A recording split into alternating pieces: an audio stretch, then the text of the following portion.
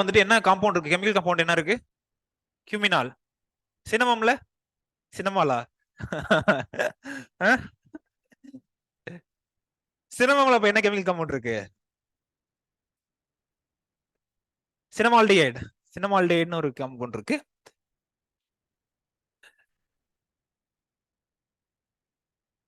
கியூமின்ல கியூமினால்னு ஒரு காம்பவுண்ட் இருக்கு. அதனால என்ன ஆகுது? டைஜஸ்டிவ் ப்ராப்பர்ட்டிஸ், கார்மினேட்டிவ் ப்ராப்பர்ட்டிஸ் இது எல்லாமே வந்துட்டு ஹெல்ப் பண்ணுது.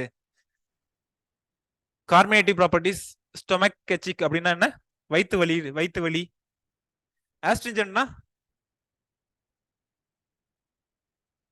தோற்பு.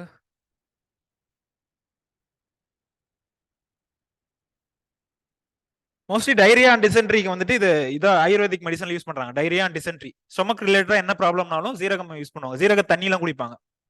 ஜீரகத்தை தண்ணியில ஊற வச்சு அந்த தண்ணியை குடிப்பாங்க. அப்படி இல்லை அப்படின்னா அந்த சோம்புல வந்துட்டு என்ன யூஸ் பண்ணுவோம்? அந்த பெரிய பெரிய சைஸ் இருக்கும்ல, அந்த சீரகத்தை எதுக்காக யூஸ் பண்ணுவோம்?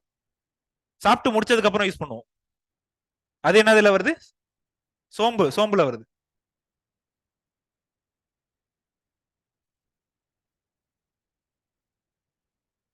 எப்பனாலும் ஸ்பைசஸே போடாம சமைச்சு பாத்திருக்கீங்களா? சமைச்சு சாப்பிட்டு பாத்திருக்கீங்களா ஃபுட்ட? ஏதோ ஒரு ரீசனால வீட்டுல இருக்கவங்க உடம்பு முடியல அப்படின்னா வந்து கண்டிப்பா ஸ்பைசஸ் போட மாட்டாங்க. நம்மளுக்கே ஃபீவர் இருக்கு அப்படின்னா ஸ்பைசஸ் போட மாட்டாங்க. ஸ்பைசஸ் இருக்க ஃபுட்டு சாப்பிடக்கூடாது அப்படின்னு. ரொம்ப டேஸ்டியா இல்ல, எதுக்குடா சாப்பிடுறோன்ற மாதிரி ஒரு ஃபீல் கொடுக்கும். பட் ஸ்பைசஸ் அதிகமா சாப்பிட்டா இருக்கு என்ன பிரச்சனை? ஸ்பைசஸ் இருக்க ஃபுட்ல அதிகமா சாப்பிட்டா எந்த பார்ட் வந்து பயங்கரமா பாதிக்கும் உடம்புல? என்ன பாட்டு?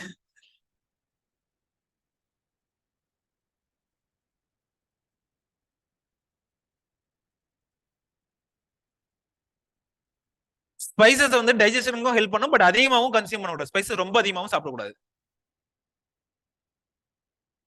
என்னது? எது?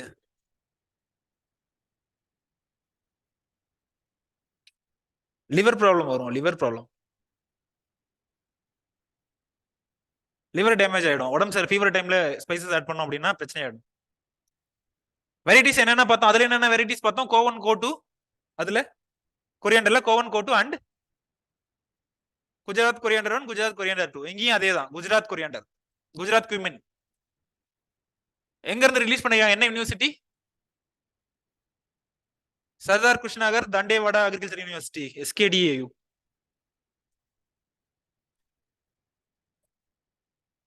Sardar Krushinagar Dantiwada university agriculture. அங்க இருக்கக்கூடிய சீட் ஸ்பைசஸ் ரிசர்ச் சென்டர் இருக்குல்ல, அதுல இருந்து செலக்ட் ஆனது. அதுல இருந்து செலக்ட் பண்ணி அவங்க செலக்ட் பண்ணதான் வந்து இந்த ஃபர்ஸ்ட் வெரைட்டி. ஃபர்ஸ்ட் வெரைட்டி பேர் என்ன? குஜராத் குஜராத் குமின் 1. ஸோ இது எல்லாமே இந்த வெரைட்டிஸ் எல்லாமே மோஸ்ட்லி அந்த ரிசர்ச் சென்டர்ல இருந்து தான் வந்திருக்கும். குஜராத் குமின் 1, இல்ல குஜராத் குமின் 2, குஜராத் குமின் 3, இந்த மூணுமே. லோக்கல் ஜெர்னலிசம்னா என்ன? அங்க இருக்கக்கூடிய ஒரு லேண்ட் ரேஸ் பாரம்பரிய நெல் ரகம் இருக்குல்ல, பாரம்பரிய நெல் ரகம், நெல்ல வந்து பாரம்பரிய நெல் ரகம் சொல்லுவோம். இங்க பாரம்பரிய ரகத்துல இருந்து எடுத்தது first variety. Second pure line selection. அப்ப பியூர் லைன் செலக்ஷன் என்னன்னு தெரியணும்.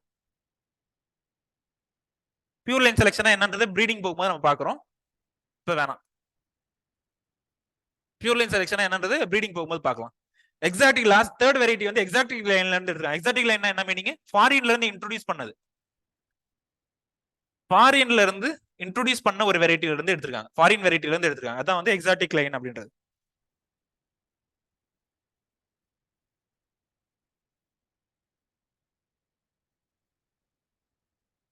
ராஜஸ்தான்ல இருந்து ரிலீஸ் பண்ண ராஜஸ்தான் 019. ராஜஸ்தான் 019. எந்தெந்த ஊர்ல என்னென்ன அக்ரிகல்ச்சர் யூனிவர்சிட்டி இருக்குன்றது எல்லாம் தெரியும்ல. ராஜஸ்தான்ல என்ன யூனிவர்சிட்டி இருக்கு?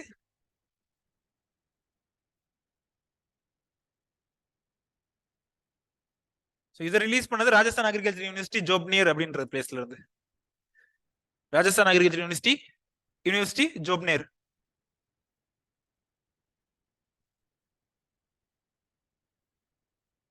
கார்மினேட்டிவ் அப்படின்னா என்ன கேக்குறாங்க? கார்மினேட்டிவ்னா வயிறு வந்து கேஸ் ஃபில் ஆன மாதிரி ஃபீல் ஆகும்ல, கேஸ் ஃபில் ஆன மாதிரி ஃபீல் ஆகும்ல, ப்ளோட்டிங் சொல்லுவாங்க. கேஸ் ஃபில் ஆன மாதிரி ஃபீல் ஆகுது இல்ல, அதுக்கு பேர் தான் கார்மினேட்டிவ் அப்படின்னு சொல்லுவாங்க. வயிற்றுல வந்து கேஸ் ஃபில் ஆன மாதிரி ஒரு ஃபீல் ஆகும். அந்த இதுக்கு பேர் தான் வந்து கார்பனேட்டிவ் அப்படின்னு.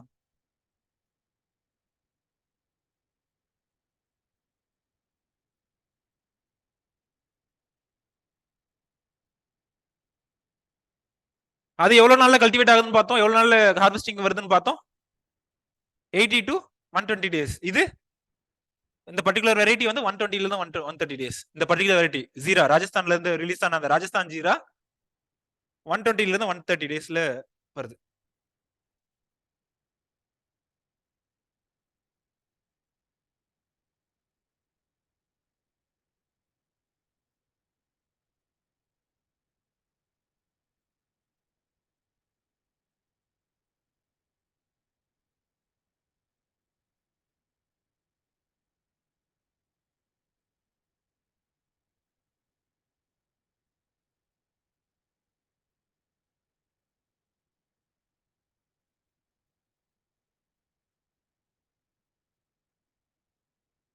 போலாமா அடுத்த ஸ்லைடு?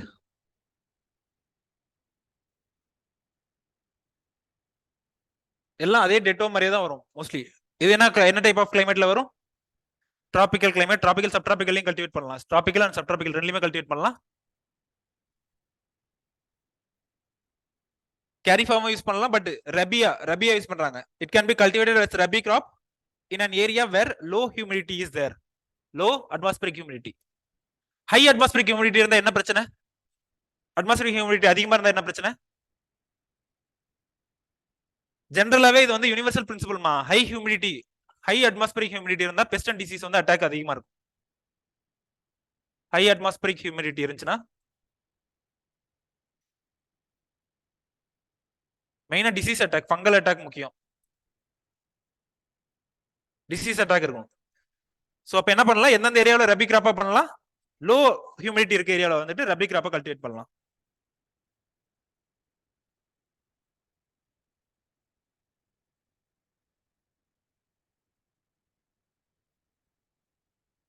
சாயில்ஸ் வந்து நீங்க medium to heavy texture soil கொடுத்துருக்காங்க. அப்ப மீடியம் டு ஹெவி டெக்ஸ்சர் சாயில்னா என்னன்னு சொல்லு விஜய். மீடியம் டு ஹெவி டெக்ஸ்சர் சாயில்னு சொல்றாங்க. இப்ப மீடியம் டெக்ஸ்சர் சாயில் என்ன, ஹெவி டெக்ஸ்சர் சாயில் என்ன? லைட் டெக்ஸ்சர்னா என்ன? இந்த மூணுக்கு டிஃபரன்ஸ் யார் சொல்லுவீங்க? லைட் டெக்ஸ்சர் சாயில்னா என்ன, மீடியம் டெக்ஸ்சர் சாயில்னா என்ன, ஹெவி டெக்ஸ்சர் சாயில்னா என்ன?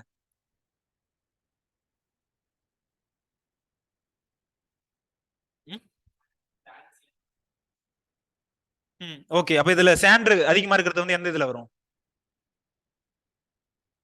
மெயினா வந்து சாண்ட் அண்ட் கிளேவோட காம்போசிஷனை வச்சு ஒரு இதுல வந்து சாண்ட் அண்ட் கிளே எவ்வளவு இருக்கு அப்படின்றத சொல்லிட்டு வச்சு லைட்டா இல்ல மீடியமா இல்ல ஹெவியா அப்படின்னு சொல்றாங்க. அப்ப லைட் சாயில்னா எது அதிகமா இருக்கும்? சாண்ட் அதிகமா இருக்கும். சாண்ட் காம்போசிஷன் அதிகமா இருக்கும். சாண்டோட ரேஷியோ அதிகமா இருக்கும். ஹெவி சாயில்னா கிளேவோட கண்டென்ட் அதிகமா இருக்கும். மீடியம்னா ரெண்டும் வந்து ஆப்டிமமா இருக்கும், ரெண்டும் வந்து ஈக்குவலா இருக்கும் அப்படின்ற மாதிரி. சோ லைட் டெக்ஸ்சர் சாயில்ல கல்டிவேட் பண்ணா என்ன பிரச்சனைன்னு சொல்றாங்க? வில்டிங் பிரச்சனை. Slightly alkaline soil, extreme alkaline சாயில்ல ஸ்லைட்லி அல்கலைன் சாயில் வந்துட்டு favourable. Slightly alkaline soil. Alkaline சாயில்னா எவ்வளவு pH இருக்கணும்? More than 7.5, more than 7. Slightly alkaline soil வந்து preferred, but extreme alkaline soil போயிடக்கூடாது. ஸ்லைட்லி அசிடிக் ப்ரிஃபர்டுன்னு எந்த இதுல பார்த்தோம்? Slightly acidic.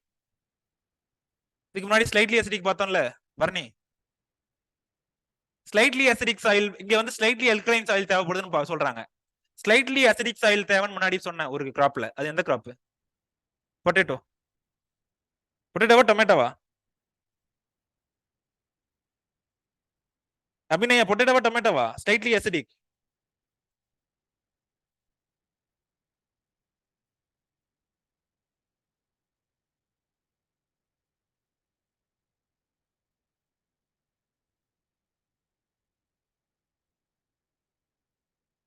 இப்ப ஒழுங்கா படிக்கல அந்த நடத்துறத. ஸ்லைட்லி அசிடிக் கேக்குறேன். ஸ்லைட்லி அசிடிக் சாயில் தேவை அப்படின்னு சொல்லிட்டு லாஸ்ட் கிளாஸ்ல நடத்ததான் நான் சொன்னேன். ஓகே. நீங்க இது எழுதும்போது ஆன்சர் எழுதும்போது இந்த மாதிரி டிஃபரன்ஸ் மாதிரி போட்டுருங்க. ஸ்லைட்லி அசிடிக்னா இந்த சாயில், ஸ்லைட்லி அல்கலைன்னா என்ன சாயில், என்ன கிராப்புக்கு? ஸ்லைட்லி அல்கலைன் வந்துட்டு கியூமினுக்கு தேவை அப்படின்னு போடுங்க. கியூமினுக்கு. அப்படி தெரியலனாலுமே நீங்க ஜெனரலைஸ் பண்ணி ஆன்சர் எழுதுங்க, ஒன்றும் பிரச்சனை இல்லை. லோமி சாயில் எல்லாத்தையும் லோமின்னு போடுறதுனால போடுங்க.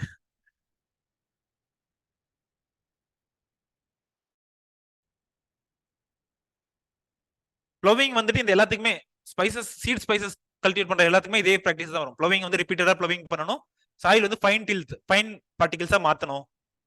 லார்ஜ் கிளாத்ஸ் இருக்கக்கூடாது. ஃபீல்ட்ல வந்து லார்ஜ் கிளாத்ஸ் இருக்கக்கூடாது. ஏன் லார்ஜ் கிளாத்ஸ் இருக்கக்கூடாது? யூஸ் பண்ணக்கூடிய சீட்ஸ் வந்து ரொம்ப சின்ன சீட்ஸ், ரொம்ப சின்ன சீட்ஸ்.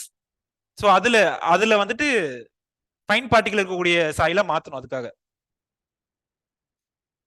ஃபைன் டில்த், இங்கே ஃபைன் டில்த்னு கொடுத்துருக்காங்கல்ல, ஃபைன் டில்த் கொண்டு வரணும்.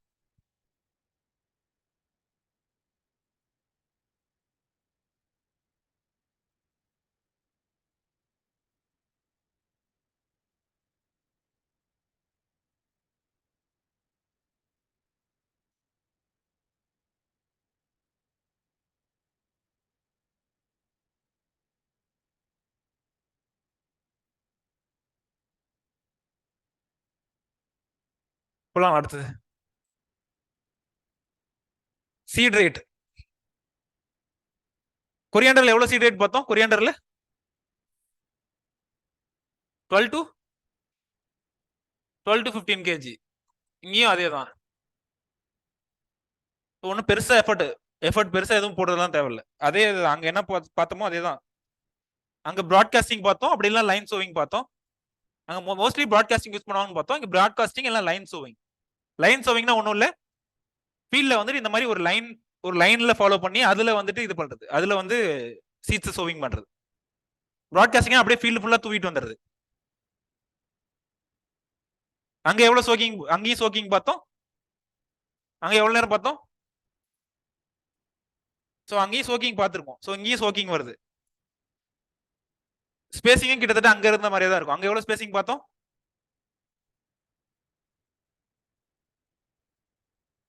அங்க ஸ்பேசிங் எவ்வளவு பார்த்தோம் கொரியாண்டர்ல? எவ்வளவு? 240. கொரியாண்டர்ல ஸ்பேசிங் என்னமா?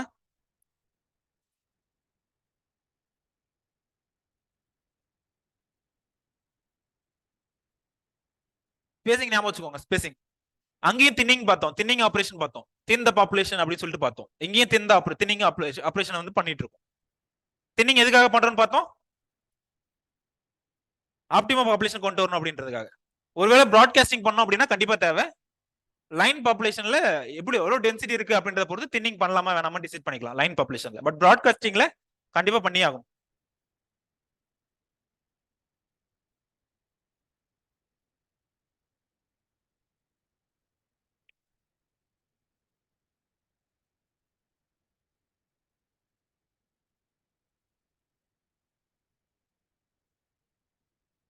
இரிகேஷன் ஆஸ்டிடியூட்ல எப்போ இரிகேஷன் பண்ணணும்?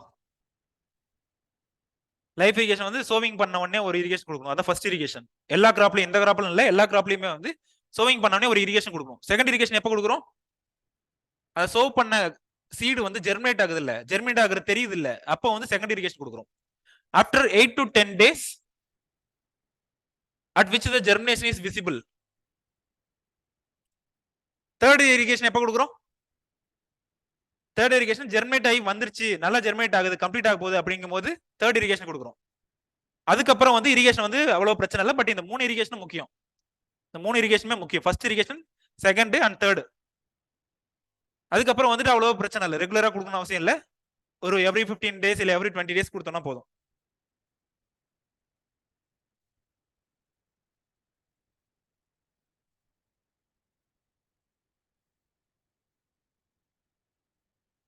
அங்க பார்த்த ஆபரேஷன்ஸ் எல்லாமே அப்படியே வரும். தின்னிங், ப்ராட்காஸ்டிங், சீட் ரேட்டும் கிட்டத்தட்ட அதே மாதிரி சேமே தான் வரும். ஸோ ஒன்னு படிச்சிட்டீங்க அப்படின்னா அதை வச்சு எழுதிடலாம். யூஜில எப்படி மேனேஜ் பண்ணிருப்பீங்க ஹார்டிகல்ச்சர் கிராப்ஸ் எல்லாம்? யூஜில எப்படி மேனேஜ் பண்ண Vijay horticulture graphs?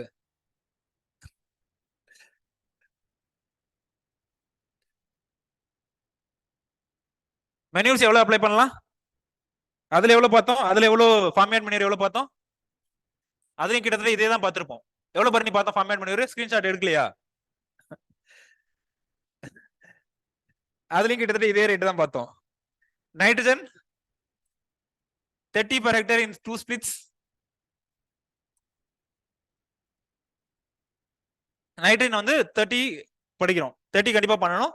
But phosphorus and potassium தேவையில்லை, அப்ளை பண்றதுனா பண்ணலாம், சாயில பொறுத்து அப்ளை பண்றதுனா பண்ணலாம். பட் பிளான்ட்டுக்கு வந்து அவ்வளோ இம்பார்ட்டன்ட் கிடையாது phosphorus and potassium. But nitrogen வந்து நெசசரி, கண்டிப்பா நெசசரி.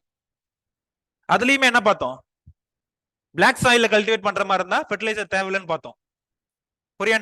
கொரியாண்டர்ல பிளாக் சாயில கல்டிவேட் பண்றோம் அப்படின்னா ஃபெர்டிலைசர் அவ்வளவு பிரச்சனை இல்லை அப்படின்னு பார்த்தோம். இங்க வந்து நைட்ரஜன் வந்து 2 டோசேஜ், ரெண்டு ஸ்பிளிட்ல கொடுக்குறோம். 2 ஸ்பிளிட். ஒரு ஸ்பிளிட் எப்ப கொடுக்குறோம்,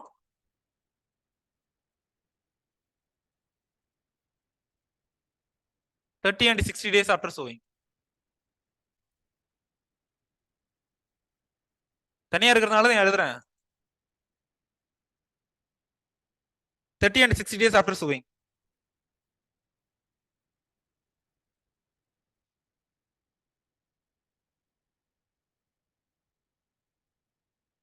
மீதி இருக்க எல்லாமே அதே டெட்டோ தான்.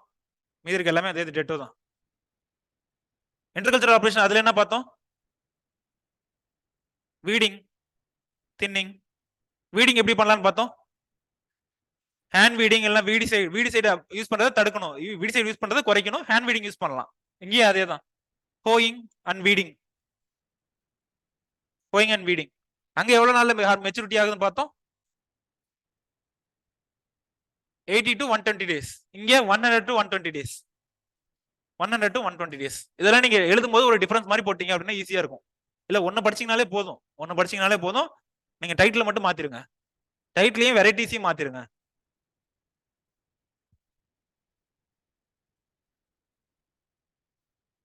வெரைட்டிஸ் கண்டிப்பா படிச்சுதான் ஆகணும். வெரைட்டிஸ் வந்து கண்டிப்பா படிச்சாகணும். வெரைட்டிஸ் எல்லாம் கதை எழுதிடாதீங்க. வெரைட்டிஸ் வந்து கண்டிப்பா நீங்க உண்மையிலே படிச்சதுதானா, அந்த ஆன்சர் படிச்சதுதானா அப்படின்றது எப்படி தெரியும் அப்படின்னா வெரைட்டிஸ் பார்க்கும்போது தெரியும். வெரைட்டிஸ் நீங்க என்ன நேம் எழுதுறீங்க அப்படின்றத வச்சு நீங்க உண்மையிலே நீங்க எழுதிய கண்டென்ட் ஒரிஜினல் கண்டென்ட் அப்படின்றத கண்டுபிடிச்சிருவாங்க.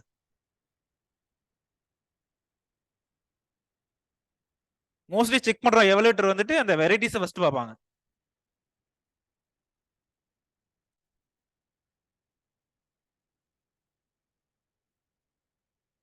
ட்ரையிங், த்ரெஷிங், வினோவிங்லாம் அதுல பார்த்து அதே பிராக்டிசஸ் தான். ட்ரையிங், த்ரெஷிங், வினோவிங் இது எல்லாமே அதே தான். அதுல என்ன பார்த்தோமோ அதே தான்.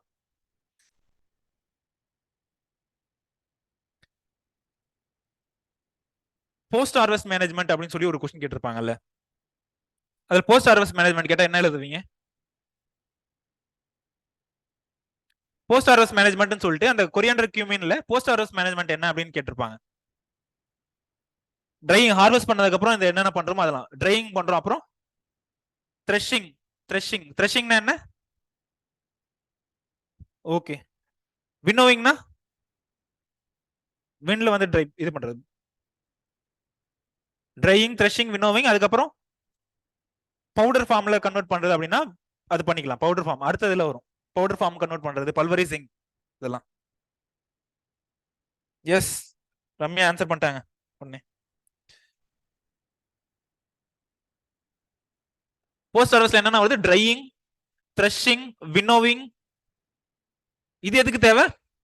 பவுடரா மாத்தணும் அப்படின்னா grinding.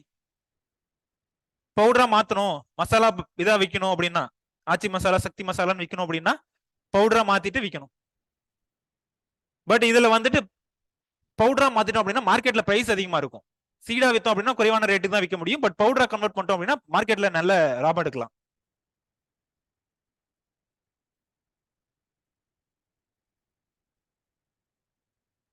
$500 to 800 kg per hectare. இது 500 to 800 per kg per hectare வந்து இது பண்ணிக்கலாம். இல்ல நல்லா மேனேஜ் பண்ணோம் அப்படின்னா இன்னும் அதுக்கு மேலேயும் ஈல்டு எடுக்கலாம் அப்படின்றாங்க.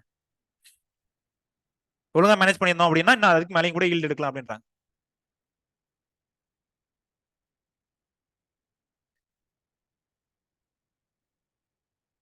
நெக்ஸ்ட் கிளாஸ் வந்துட்டு இன்னும் எனக்கு பிளான்டேஷன் கிராப்ஸ் மட்டும் ஒரு கிளாஸ் இருக்குமா? பிளான்டேஷன் கிராப்ஸ்ல டீ மட்டும் எடுப்பேன், அது மட்டும் இன்னும் ஒரு கிளாஸ் இருக்கு. அது பெண்டிங் முடிச்சிட்டேன் அப்படின்னா வந்து மீதி எல்லாம் வந்துட்டு நெக்ஸ்ட் வீக்ல இருந்து பவித்ரா மேம் எடுப்பாங்க. ஓகேவா? பல்வரைசிங்னா வந்துட்டு அரைக்கிறது அப்படின்ற மாதிரி மீன், அரைக்கிறது பவுடர் ஆக்குறது அப்படின்ற மாதிரி.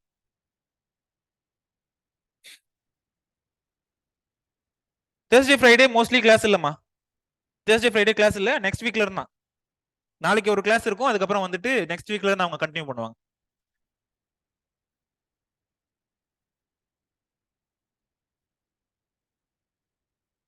ஸோ ட்ரையிங், த்ரெஷிங், வினோவிங் இருக்கு. இந்த நெக்ஸ்ட் கிளாஸ்ல பாத்துருவோமா இந்த இந்த operations, drying, threshing, winnowing. Time ஆயிடுச்சு தானே? பெஸ்ட் அண்ட் டிசீஸ் வந்துட்டு ஸ்பைசஸ்ல அவ்வளவு முக்கியமான பிரச்சனை இல்லம்மா. பெஸ்ட் அண்ட் டிசீஸ் ஏன் போடலன்னு கேக்குறாங்க. அவ்வளவு ப்ராப்ளம் இல்ல. அப்படி இல்லைன்னா அதே இதே எழுதுங்க, அதே ஃபேமிலியில வரதெல்லாம் அப்படியே சேம்ல எழுதலாம், சேமே எழுதலாம். ஸ்பைசஸ்ல வந்துட்டு ஸ்பைசஸ்லயோ மெடிசல் பிளான்ஸ்லயோ பெஸ்ட் அண்ட் டிசீஸ் வந்து ரொம்ப பிரச்சனையா இருக்காது. ஏன் மெடிசல் பிளான்ஸ்ல ஏன் பெஸ்ட் அண்ட் டிசீஸ் பிரச்சனை இருக்காது? ஃபார் எக்ஸாம்பிள் நான் ஒர்க் பண்ணது வந்து ஒரு மெடிசல் அண்ட் அரோமேட்டிக் பிளான்ஸ் தான் ஒர்க் பண்ணேன். என்னதுல வந்து நான் எதுவும் ஸ்ப்ரே பண்ணணும், கெமிக்கல்ஸோ எதுவும் யூஸ் பண்ணணும் அவசியமே கிடையாது. ஏன்? அதுலயே வந்துட்டு நேச்சுரலாவே வந்துட்டு அந்த இது இருக்கும், அந்த ஆன்டி மைக்ரோபைல் கேரக்டர்ஸ் இருக்கும். ஸோ இந்த சீட்ஸ் என்னன்னு பார்த்தோம், சீட்ஸ்லயே என்ன கேரக்டர் இருக்குன்னு பார்த்தோம், ஆன்டி ஆன்டிபயோட்டிக் ஃபேக்டர்ஸ் இருக்குன்னு பார்த்தோம். ஸோ அதனால இந்த மாதிரி கிராப்ல வந்துட்டு இன்செக்ட் பெஸ்டோட ப்ராப்ளம் வந்து ரொம்ப அதிகமா சீரியஸா இருக்காது. பட் படிச்சு வச்சுக்கோங்க, 1 or 2 படிச்சு வச்சுக்கோங்க, எக்ஸாம்ல கேட்டா எழுதுறதுக்காக படிச்சு வச்சுக்கோங்க. என்ன இது கியூமினா? குமினம் வேறம். குமின் என்ன குமினம்? ஏபிஎஸ்சி தான், ஏபிஎஸ்சி ஃபேமிலியில தான் வரும், ஏபிஎஸ்சி ஃபேமிலியில தான் வரும்.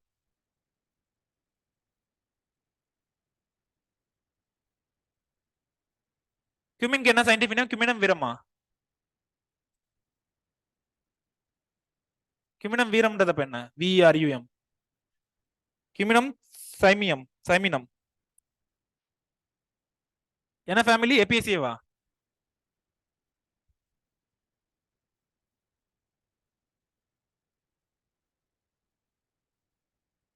ஓகே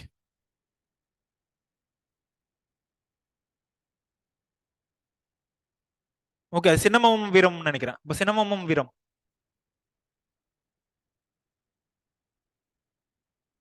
ஓகே ஓகேம்மா, இதோட முடிச்சுக்கலாம் கிளாஸ். டைம் ஆயிடுச்சு தானே?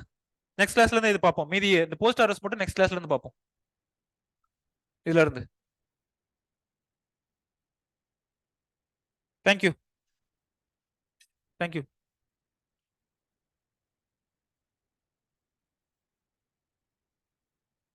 என்ன அபிநய?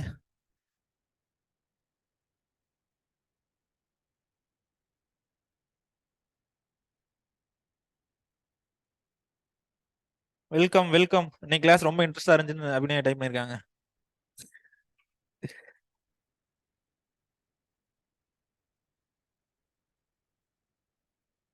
Best and disease of coriander slide.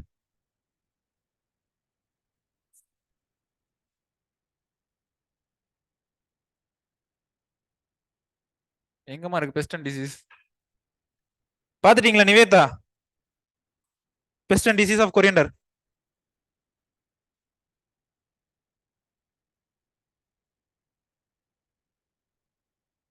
ஓகேவாம்மா? Okay thank you.